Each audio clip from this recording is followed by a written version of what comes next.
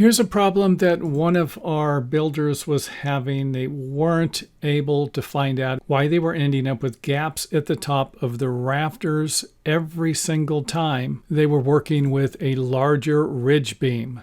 And that's because they were deducting the thickness of the ridge from this line here instead of this line here. And it's a common mistake. I made it years ago because it didn't make that much difference on a 2x ridge or a ridge that was 1.5 inches wide. And you can see it right here. If I deduct from this side here, which is what you should, deduct at a 90-degree angle and come out, you're going to get the correct measurement. You're not going to get the correct measurement if you measure from the top here. And you can see here where we're only off 1/16 of an inch. And I would imagine that's never going to show up on your project. You're not going to see it.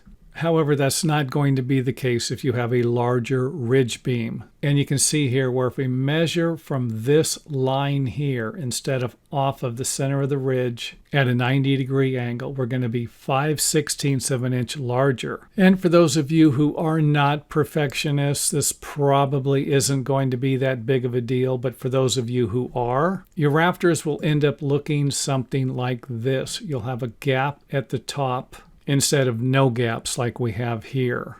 Now let's go ahead and wrap this video up by providing you with another view. Let's pretend like we're calculating the length of the rafter. And we have the center span of the building here.